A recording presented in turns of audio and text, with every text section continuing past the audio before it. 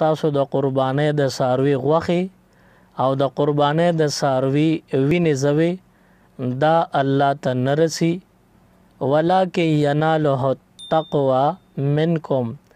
لیکن الله جل جلاله ته ستاسو د زړونو تقوا او اخلاص رسیږي.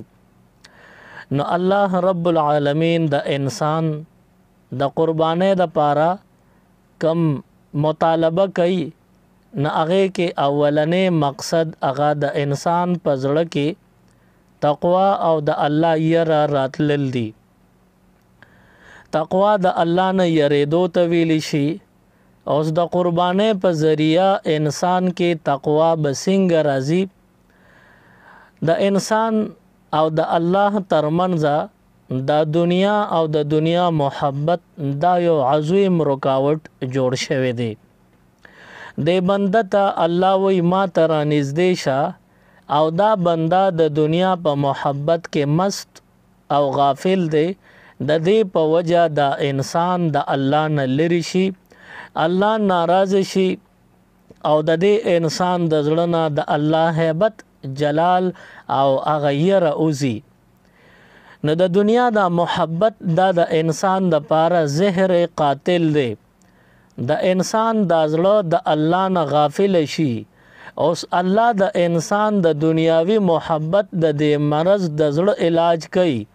نو بنده ته الله حکم کله ورکي چې زما په نوم زکات ادا کا. کله بنده ته الله رب العالمین حکم ورکي چې زما په نوم باندې د حج عظیم عبادت ادا کا. کله بنده ته د الله رب العالمین د طرف نه حکم ملو شي چې قربانی وکا. اوس په دې ټولو عبادتو کې مقصد دا وي چې د انسان د زړه د دنیا نه ووړي او د الله رب العالمین طرف ته مائله او متوجه شي. د انسان توجه الله طرف ته راوګرځي. دې د پاره الله پاک د عبادتو حکم انسان ته ورکوي. نو دا قربانی دا یو مالی عبادت دی، او الله رب العالمین هر مالدار بندا چې د سره مال وی صاحب نصاب وی نو دله یې حکم ورکړی دی چې ته به قربانی کې. اوس دې قربانی کولو د پاره پیسې لګي، نو مال پکې اوم لګیږي، او بیا دا سارو سره که د چا محبتي نو الله دغه محبت هم د انساني زړه نه وباسي او علاج ورلکوي، او د انسان ته ذهن کې راواچي چې د الله په نوم باندې چې څه حکم درته وشي نو هغه قرباني کول دغه عین عبادت وي. اوس په مونږ او تاسو باندې الله رب العالمین یو عظیم فضل کرم او احسان کړی دی. هغه فضل کرم او احسان دا دی چې ابراهیم علیه السلام ته الله رب العالمین د قربانۍ کولو حکم ورکاو، خو هغه د غوا میخې او د اوښ او د چیلې او د ګډ د قربانۍ حکم نو،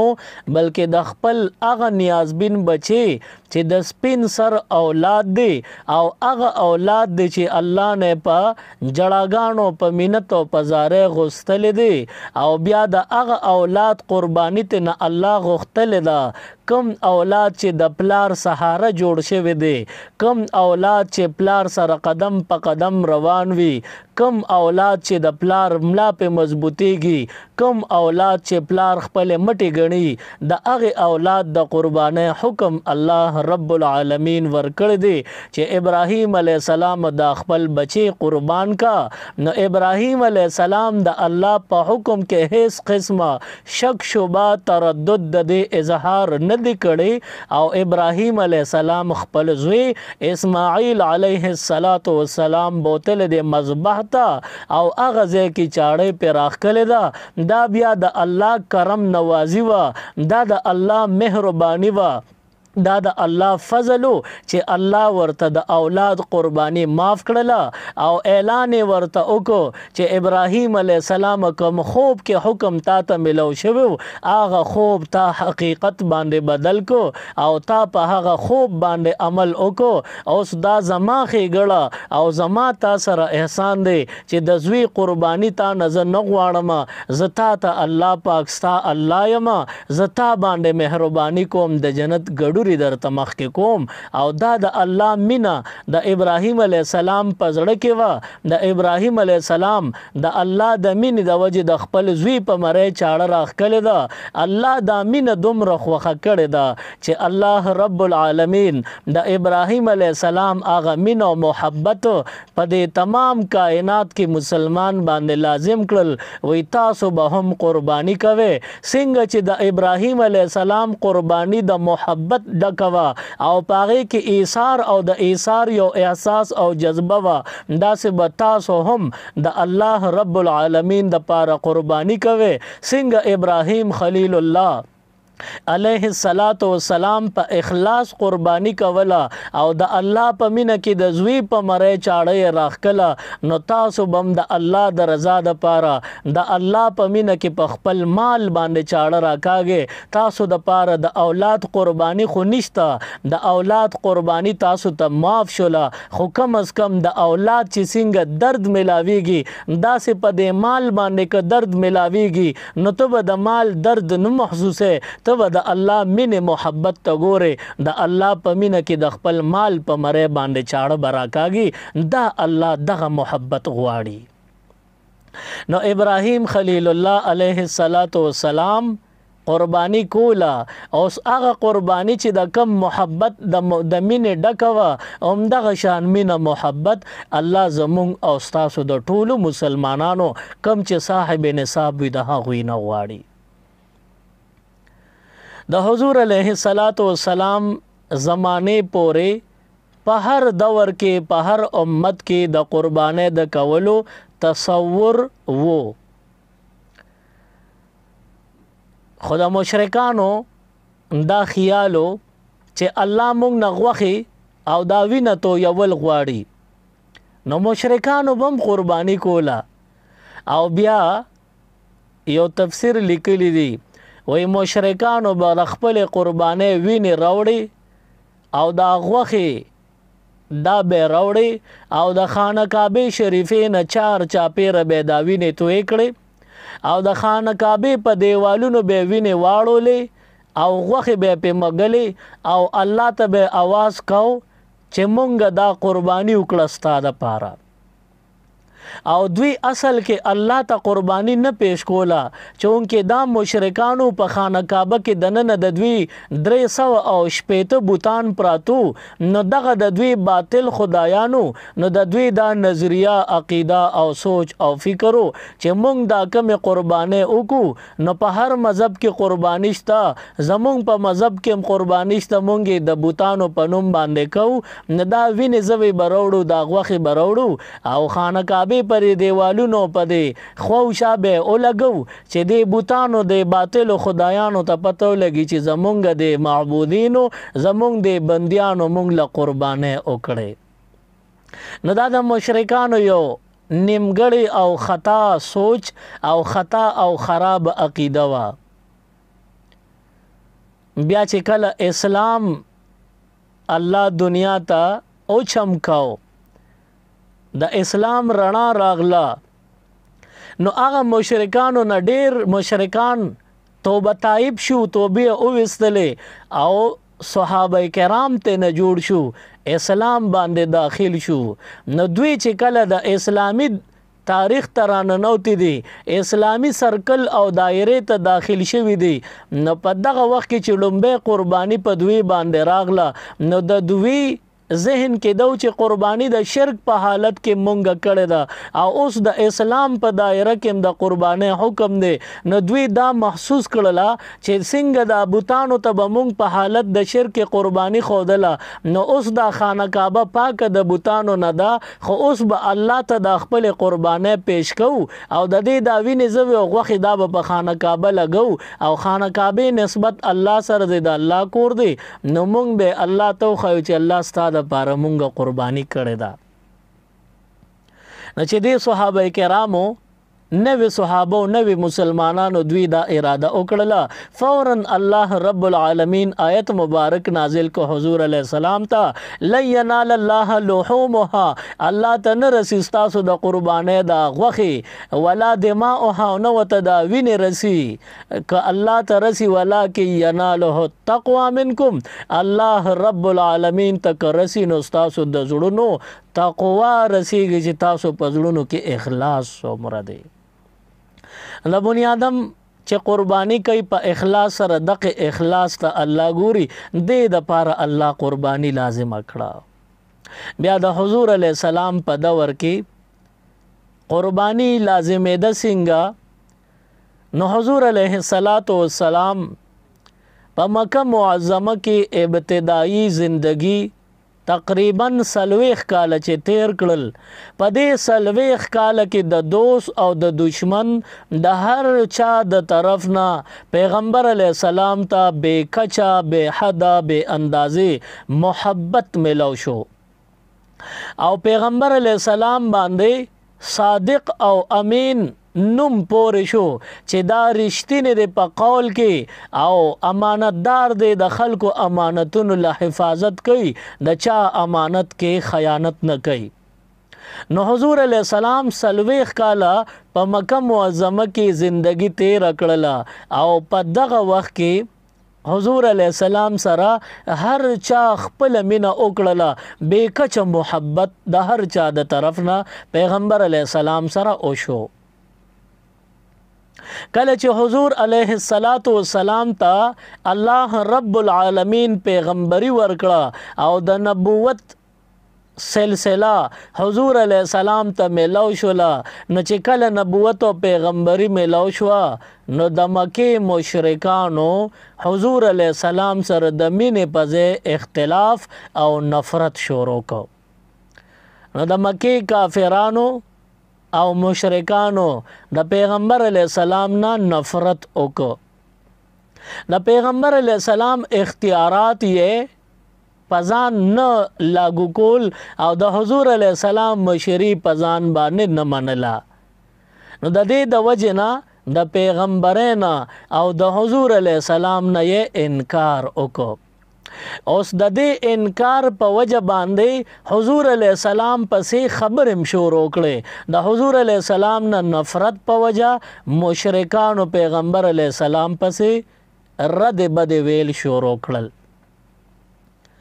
اوس چا به وی چې زمونږ باطل خدایانو ته باطل وی، چا به سوي، نو بعضې مشرکانو وی خوی محمد صلی الله علیه وسلم د بچی نشتا، د اولاد نشتا، زامنی نشتا، نه چې د چا زامن نی نو هغه بې نام و نشان وي. نو دی خو به خپل میشن مخکې رسوي، خو یو نه یو ورځ به دی مړ شي او د ده نه به دنیا اوزګاره شي، او د ده خو بیا زویم نشته چې د ده میشن نیمګړی هغه باقي سر ته ورسوي. زمونږ په معاشره کې چې د چا زوی نوي، ناغه ته د معاشرې خلک میرات وایي. میرات دا مطلب چې دا بنده مړ شي نو د ده نام و نشان به ختم شي، زوی نشته. چې د چا زوی نوي نو خلک ورته میرات وایي. نو حضور علیه السلام تم د مکې مشرکانو د میرات پیغور وکړه چې دا بې اولاده دی، بې څوکه د نارینه اولاد یې نشته. د حضور علیه السلام نارینه اولاد پیدا شوی دی، خو په ورکوټوالي کې وفات کېدل نو د مشرکانو حضور علیه السلام ته میرات وی. حضور علیه السلام زړه مبارک ته ډیر درد، غم، خفګان او دک او تکلیف رسیدلی دی، او په دې تکلیف باندې الله رب العالمین د قرآن یو مختصر صورت مبارک نازل کو، او حضور علیه السلام له پاغي آیتونو تسلی ورکړه. حضور نبی کریم صلی الله علیه وسلم ته سورۃ الکوثر نازل شو. سورۃ الکوثر کې الله رب العالمین پیغمبر علیہ السلام ته او فرمایل انا اعطینا کل کوثر، تعالی مونږه کوثر درک. اوس کوثر څه ته وایي؟ نو دا په جنتونو کې یو نهر دی چې هغې ته نهر کوثر ویلی شي، او د قیامت په ورځ باندې په ورځ د محشر باندې یو لوی تالاب دی هغې ته حوض کوثر ویلی شي. اوس په دې نهر یا په دې تالاب باندې چې څوک اوبه وڅکي نو هغې خلکو ته دوباره تنده به نه لګي، هغې خلکو ته د اوبو د څکلو ضرورت به بیا نه پیښیږي. نو حضور علیہ السلام ته الله رب العالمین فرمایل چې تعالی مې کوثر درک په ورځ د محشر او بیا په جنتونو کې نهر کوثر. اوس حضور علیہ السلام با پر ورځ د محشر یعنی د قیامت په ورځ باندې خپل امتیانو لا د حوض کوثر نه اوبه ورکوي په خپل لاسو مبارکو، او دغه امتی هر یو امتی به دغه اوبه څکي. د دې حوض کوثر په غاړه ګیلاسونه به وي. حدیث مبارک کې راغلی دي د اسمان د ستورو په مقدار یعنی لا تعداد ګیلاسونه به پراته وي، او حضور علیہ السلام به هر یو امتی لا په لاسو کې د حوض کوثر ګیلاس ډک اوبه ورکوي، او دغه امتیان به هغه اوبه څکي. په کور کې کله چې ماشوم بچي اوبه غواړي نو په کور کې جام هم وي، ګیلاس هم وي، پیاله هم وي، خو دا مور د مینې د وجې نه د لاس دا لپه راډکه کي او خپل بچي ته په خوله کې اوبه ورکي. دا د ډېرې مینې د وجې نه دا مور خپل بچي له اوبه ورکوي او په خپله لپه باندې ورکوي. نو داسې حضور علیہ السلام تم بعضې امتیان ډېر خوښ او ډېر نیازبین او ګران او نږدې به وي، نو هغوی له په ګیلاسونو اوبه به نه ورکوي. حضور علیہ السلام به په خپلو لاسو مبارکو باندې اوبه رالي او خپلو امتیانو ته په لپو لپو خوله کې به یې ورچي، او دا امتیان نیازبین دوی به دغه حوض کوثر دا اوبه څکي. نو حضور علیہ السلام ته الله رب العالمین فرمایي چې تعالی مې کوثر درک. اوس د دې کوثر یوازې دغه نهر کوثر او حوض کوثر مراد نه دی، د دې کوثر لفظ خپل معنا زده کې. کوثر ویلی شي خیر کثیر ته، یعنی ډیر لوی پیمانه باندې خیر او برکت ته ویلی شي، په لویه سطح خیر او برکت مې تعالی درک. چې حضور علیہ السلام ته دا نعمت په دنیا کې ورکړی شو، ورته وفرمایلی شو چې تعالی مې په آخرت کې حوض کوثر او نهر کوثر درک، درو مې بخو، در عطا مې کو. نو د دې شکریہ ادا کول پکارو. نو حضور علیہ السلام ته الله رب العالمین فرمایل فصل لربک وانحر. محبوب علیہ السلام منزونه اوکا، یعنی منز د شکریا پتا ورکا، ونحر او نحر هم اوکا. فصل لربک ته د خپل رب د پاره منز بطور شکریا اوکا، ونحر او نحر هم اوکا. اوس د دې نحر نه مراد څه دی؟ نو نحر د اوخ قربانې ته ویلی شي. غوا میخه ګډه چیلې یا سنډا و غوا غوایي دا ټول چې خلک ذبحه کوي، نو د دې علالولو ته ذبح ویلی شي چې خپې به ورلو تړې سم بیلې او په مرۍ به چاړه راکاږي، وینه به توی شي، سات پس به ترنه روح لاړ شي، سا به وځي، نو دا څاروی ذبح شو. او یو ته ویلی شي نحر. نو نحر د اوخ قربانې ته وایي چې اوخ په څلورو خپو باندې ولاړ وي، نو یوه خپه به ورله د پنډۍ کې راتاو کې اوبې تړي، نو ولاړ په ولاړه به خو یوه خپه به تړلی شوي وي، نو اوخ به په دریو خپو باندې ولاړي. نه چې په درې خپو باندې ودرېده بیا به تیره چاړه راواخلې او د اوښ په دې مرۍ کې یو قوتې دی څنګه د څاروو په مرۍ کې یا د انسانانو په مرۍ کې یو قوتې وي نو همدغه قوتې د اوښ په مرۍ کې معلوم به کې او په تیره چاړه په سوکه به یې ووهې چې چاړه ورننوځي نو د ټول وجود رګونه په دغې قوتې کې راټول دي چې دغه وخت کې په دې ځای باندې د اوښ ولګېده لږ ساعت به د ده نه وینې بیږي ناګانه دا اوښ په مزه مزه کې بني د هغې نه پس په ناسته به د ده نه ټوله وینه لاړه شي او دی به مړ شي د ده د بدن نه به ساه وځي دا د اوښ نحر دی دا د اوښ قرباني ده نو حضور نبی کریم صلی الله علیه وسلم ته د شکریہ د حوض کوثر او د نهر کوثر د شکریہ ادا کولو یو پیغام او حکم ورکړی شو وای ته 2 رکعاته نفل وکا منځ وکا د شکریہ او ورسره نحر یعنی د اوښ قربانیم وکا نو دغه ځای نه بیا د اسلام په دایره کې دننه دا چې کومه قرباني مونږ کوو د دغه قربانۍ باقاعده په دغه ترتیب باندې آغاز وشو بیا حضور علیہ السلام چې په کم خفګان باندې زړه مبارک دردېده چې د خلکو وی چې پیغمبر علیہ السلام بے نارینه اولاد دی نارینه اولاد نشته نو مړ بچی مونږ به اخلاص شو دا میراث دی العیاذ بالله نو حضور علیہ السلام له الله رب العالمین تسلی ورکړه او ورته او فرمایل ان شانئک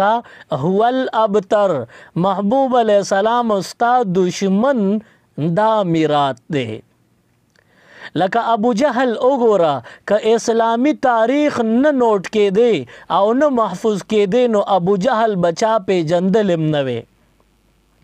ابو جهل که دا نوم خلق پیجنی نو دا د اسلامی تاریخ یو حصہ د ځکه پیجنی که اسلامی تاریخ نو ابو جهل بچا نومم نو غیشته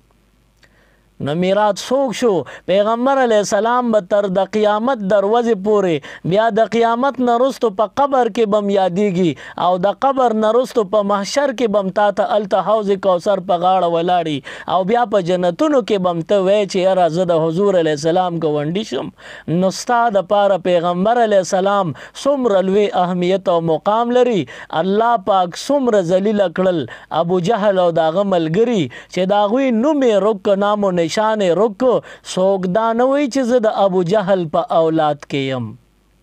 نو اوس که د ابو جهل اولاد شته نو بیا هم هغه اولاد نه وایي چې زه د ابو جهل خاندان یم هغه په دې باندې شرم محسوسوي او که څوک مسلمان وي نو هغه په دې باندې فخر محسوسوي چې هغه وایي چې زه د حضور نبی کریم صلی الله علیه وسلم امتی یم نو معلومه شوه چې د حضور علیہ السلام دشمن دا به ذلیل وي او دا به میراث وي حضور علیہ السلام لا الله رب العالمین یو لوی مقام ورکړی دی بیا په دې امت باندې د حضور علیہ السلام مبارکی طریقې دا الله رب العالمین لازم کړی دی نو بیا د قربانۍ طریقه هم اسلام خودلې ده چې بنده قربانی کوي نو د اسلام د اصول مطابق به کوي که د اسلام د اصول خلاف او چلیدو نو د تاوان به وشي کړهو به وشي ځان به ستړي کی خو پښتانه وایي چې هندوستړی خدای ناراض نو د تاوان به وشي د کړهو خدمت محنت به وشي ځان به ستړي کی قربانی به ونشي د قربانۍ د قبلېدو دپاره اصول شریعت ښودلي دي غټ څاروی لکه غواغ وایي میخه سنډه دا غټ څاروي دي په دې کې 9 کسان شریعت ښودلي دي چې 9 کسانو پورې په دې کې ځای کیدی شي داسې څاروی چې د 2 کالو وي او داغه عمر د 2 کالو نه کم نوی نو قربانی په اوکه کیږي په غوا میخه ده اوښ دی سنډه یا ګډه چیلې وغیره نو د دې څاروو عمرونه شریعت ښودلي دي د اوښ قربانی دلته عام طور نه کیږي خو که څوک کوي نو د اوښ دپاره شریعت اوه حصې مقرر کړي دي او عمر یې ورله 15 کاله ښودلې مقرر کړی دی. نو اوخه د دې 15 کاله عمر شرط دی، که یو ور وزن پکې کم نو بیا پې قرباني مکوه نه کیږي. او ایصدار پکې د اوو نه کم خیر دی، خو د اوو نه به زیاتېږي نه. که اوو نه پکې ایصدار زیات شو نو بیا قرباني د دغې زیاتي بندمونو شو، د دې اوو کسانو د ټولو نه شوه. داسې میخه او سنډا، غوا او غوایي دام غټ څاروي باندې یادېږي. نو په دې کې د دې عمر شریعت مقرر کړی دی چې 2 کاله عمر د غوا میخې به وي.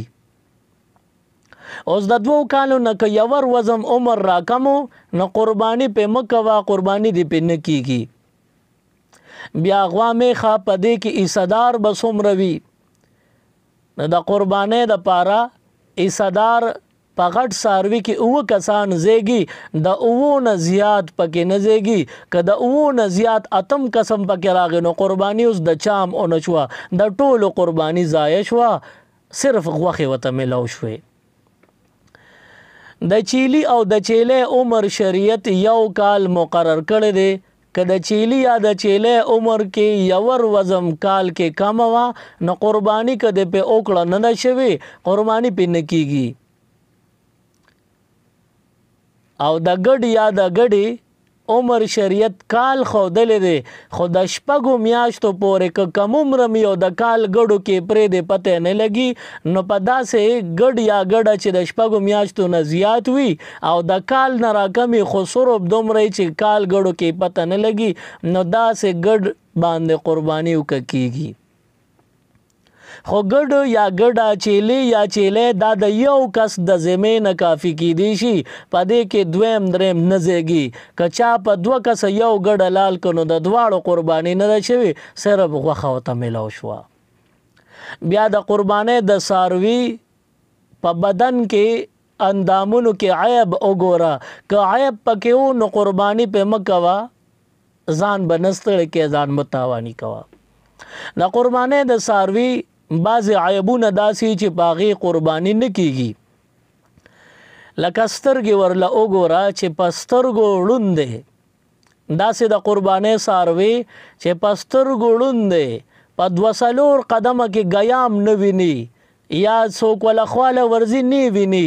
نو داسې څاروي ړوند او نابینا عیبدار دی. نو په عیبجن څاروي باندې قرباني که دې وکړه نه ده شوې، په سترګو نابینا څاروي په د قرباني نه کیږي.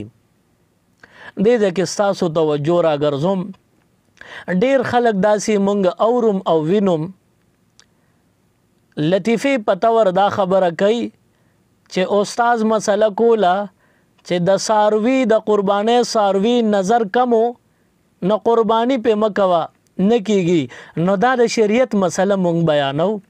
په دې وخت کې خلک لطیفه او خوند او مزه نه اخلي، نو خلک د خندا طرف ته د عنوان بوزي او دوی ته لطیفه جوړه کی. دوی په جواب کې وایي مونږ پسې کتاب او اخبار خو نه ګورو، خو قرباني کوو لاله وې. نو په دې باندې دې مو خاندي او چا چې وورې د هغوی او خاندي. نو ګویا چې د شریعت حکم دی، د الله او د رسول حکم دی چې تاسو نابینا څاروي باندې قرباني مه کوئ. نو چې دا حکم دی وورېده نو تا شریعت له د الله او د رسول حکم دی، نو الله او د الله رسول له جواب ورکړه چې ته ولې دا حکم کې چې نابینۍ قرباني پې مه کوه، نه کیږي. ولې دا مونږ په کتاب یا اخبار ګورو سو، گویا چې تا حضور له جواب ورکو، گویا چې تا رب العالمین له جواب ورکو، گویا چې تا شریعت مطهره له جواب ورکو، او تا شریعت پسې، تا الله پسې، تا د الله محبوب علیه السلام پسې خلق په مجلس کې او خندول. نو چا چې د الله دین پسې، شریعت مسلې پسې، یا الله پسې یا د الله رسول پسې مسخره وکړه او خندا یې وکړله او د الله دین یې په ټوقه واړو، دا انسان په دغه وخت کافر شو، مرتد او بې ایمانه شو. که واده کړي نو ښځه پې طلاقه شوه، او دارنګې چې چا ورپسې خندلي دي په دې خبره، نو هغه خلک هم د ایمان نه خلاص کنګال او پاک پاتې شو، د ایمان نه بالکل خلاص شو. نو د شریعت مسله ده چې د قربانۍ په څاروي کې عیب کوي نو په داسې څاروي قرباني مه کوه، نه کیږي. نو په سترګو باندې ړوند څاروي هغه قرباني مکوا نکیږي. او دارنګې د قربانۍ څاروی دی پخپه کې معذوره دی ګوډ دی عیب دی پکې قدم نشي ښودی په دریو خپو روان دی او دا یو خپه نه لګی په ټوپونو روان دی نو داسې څاروي باندې قرباني مکوه نه کیږي پې. یا یو بنده روغ صحیح سالم څاروی واغېستو او په ګاډي کې کوره پورې راورسو چې د ګاډي نه کوزېدو چې څنګه را کوزېدو نو را پرېوتو خپې ماته شوه. اوس ته د قربانۍ لپاره روانې قدم نشي اخیستی خپه ماته ده یا خپه کې داسې فرق راغلی دی چې دی په دریو خپو باندې روان دی او یوه خپه نه لګی په ټوپونو روان دی نو داسې څاروي باندې قرباني مکوه نه کیږي. بیا د قربانۍ چې کم مونث حیوان وي چې د پیو والا وي یعنی ماده وي نو دا میخې او د غوا تینه دا څلور وي نو که د یوې میخې یو تی یا د غوا یو تی دا ګوډ وي درې تینه سم دي او یو تی پکې ګوډ دی نو که داسې څاروي باندې د قربانۍ کوله نو کیږي.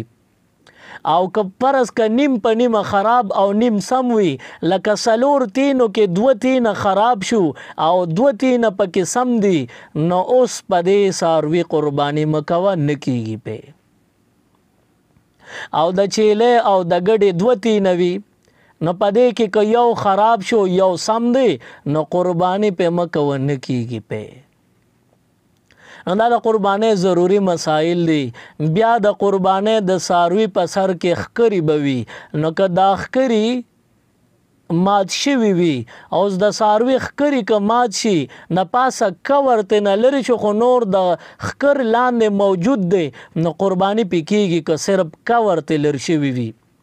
او که د دې ښکر هغه مونډ نه مات شوي وي او بالکل غوښه په دې مونډ کې ښکاري او ګوتې وروړې پوسوالی لګي نرمي ښکاري نو بیا پې قرباني مکوه نه کیږي. بیا د قربانۍ چې څنګه په څاروي کې عیب وي نو قرباني پې نه کیږي نو داسې په عیسهدارو کې به عیب کوي نو قرباني به نه کیږي د چام. د قربانۍ د څاروي په بدن کې په اندامونو کې چې عیب راشي قربانی دیو نشوا. داسې د قربانۍ په عیسهدارو کې کم عیب راشي نو قربانی نه کیږي. تاسو بوایئ چې په عیسهدارو کې څنګه عیب راځي. نو په عیسهدارو کې عیب داسې راځي چې د کم عیسهدار ټول مال او آمدن حرام وي نو دا د قربانۍ په دې عیسهدار کې عیب راغی د خپله قرباني نه کیږي او چې څوک ورسره عیسهداري نو د ټولو قرباني ونه شوه. د چا چې پورا آمدن حرام وي نو د هغې خلکو قرباني نه کیږي. کم څاروي کې حصه واغېسته نور عیسهدار ورسره یوځای شو نو د هغې نورو حصهدارو قرباني ونه شوه. مثال په طور اوه عیسهدار دی یو پکې حرام آمدن دی او یو روپۍ هم حلال نشته ټولې پیسې حرام څومره ګټه وټه د حرام راځي او شپږ عیسهدار داسې دي چې هغه بزرګان دي نو چې دا یو حرام پیسو آمدن والا په دې څاروي کې شریک شو نو د خپله قرباني ونه شوله او ورسره چې دا کم شپږ بزرګان دي د هغې ټولو قرباني ونه شوه. نو بهترینه مشوره او ښه رای به دا وي چې د کمو خلکو هر سړي ته خپل آمدن معلوم دی چې زما ذریعه معاش څنګه د حلال دی یا حرام دی هر چاته خپل ځان معلوم دی نو چې کم سړی په ځان پوه دی چې زما آمدن حرام دی نو هغه بنده د ځان له یو ګډ یا چیلې والی او ځان له قرباني دیو کی د ده نه الله قبلی یا نه قبلی هغه د ده دین ایمان دی د ده د الله رابطه ده ترمنځه خو د ده د وجې د نورو خلکو قرباني به خراب نشي او په کار ده چې کم سړي آمدن کل حرام وي نو دغه بنده د ځان له قربانیو کې چاله د عیسې خرابوي نه. نو دا د قربانۍ په عیسهدارو کې عیب دی او چې عیسهدارو کې عیب راشي قرباني بیا نه کیږي. دارنګې د قربانۍ د څاروي دپاره اوه ایصدار را یوځای شو په اوه کسې یو څاروی واغېستو. شپږ ایصدار داسې دي چې هغوی د الله د رضا کولو په نیت باندې قرباني کوي، د الله رضامندي لټوي، بزرگان دي. او یو ایصدار چاته معلوم نه دی، خو هغه ایصدار دا وایي چې په ما خو قرباني لازمه نه ده، خو که نه کوم نو دا خلک به راپسې څه وایي چې ټول عمر یې قرباني کول، اوس غریب شو قرباني مو نه کړه، نو د ننګه شرمه قرباني یې وکړه. نو د دې ننګه شرمه د غیرت او د انانیت په وجه چې کومه قرباني وکړله، د خپله قرباني م ونه شوه او دا شپږ چې نور ایصدار بزرګانو د هغوی قرباني م برباده کړه. ځکه د ده نیت داو چې ریاکاري و چې دا خلک به څه وایي. نو دا خلق بسوي دام یو عیب دی چې په کم ایصدار کې د خلکو د فکر راغی او دا عیب پکې پیدا شو، نو دې بیا قرباني ځان لو کی چا سره دی شریکیږي، نه خپلم بربادیږي او خلکو لم تاوان کوي، قرباني ضایع کوي. او کله کله داسې وي چې وی زما د غوښې ضرورت دی، اوه ایصدار په څاروي کې شریک شو، په اوه کسې څاروی واغېستو، خو یو ایصدار پکې داسې دی چې قرباني لازمه نه ده، قربانۍ سره به وروستو ګورو، خو د اختر نه پس زما ضرورت میلمانه به راځي، یا هغه دی دغه دی، یا د غوښې حاجت مې دی، نو زم قرباني کوم، څه به په بیالم، بس عیسه به ونیسم. د اولنی مقصد د الله رب العالمین رضامندی نه ده، د غوښې تکل کې دی، د غوښې سوچ او فکر کې دی. نه چې کم بنده د غوښې سوچ کوي او په دغه نیت باندې قرباني وکړه، نو خپله قرباني م ونه شوه او ورسره د هغې شپږو بزرګانو قرباني م ضایع شوه، ونه شوه. نو دا عیبونه دي، د دې نه ځان وساتئ. بیا اکثر زمونږ په پښتنو کې ډېر عجیبه مسائل مخې ته راځي. روزانه په موبایل باندې مانم دا تپوسونه کېږي او زه وایم چې خدای دا به زه څومره پورې کوشش کوم چې د دې خلکو دا قرباني صحیح شي، یوازې یو بنده ته ډېره ګرانه شي. نو زه که زمونږ دا آواز علماء دین، علماء عظام، علماء کرام اوري، نو دا غوی په خدمت کې دا گزارش بکوم، دا عرض بکوم چې تاسو مهرباني وکړئ په خپلو خاص خطبو کې، خاص بیاناتو کې، خاص درسونو کې د قربانۍ هر قسمه مسله قوم ته بیان کې، دې سره به دوی کې شعور او پوهه پیدا شي، د دوی عبادتونه به په صحیح طریقه ادا شي، الله مرزو دوی بم رزو، دنیا آخرت بخي. او چې چا بیان ورته وکړو پوهه ولا ورکړه، نو الله به هغوی له اجر ورکوي. نو زمونږ په عام معاشره کې یو غلطي کېږي، په کور کې دوه رونه وي یا ګڼ رونه وي،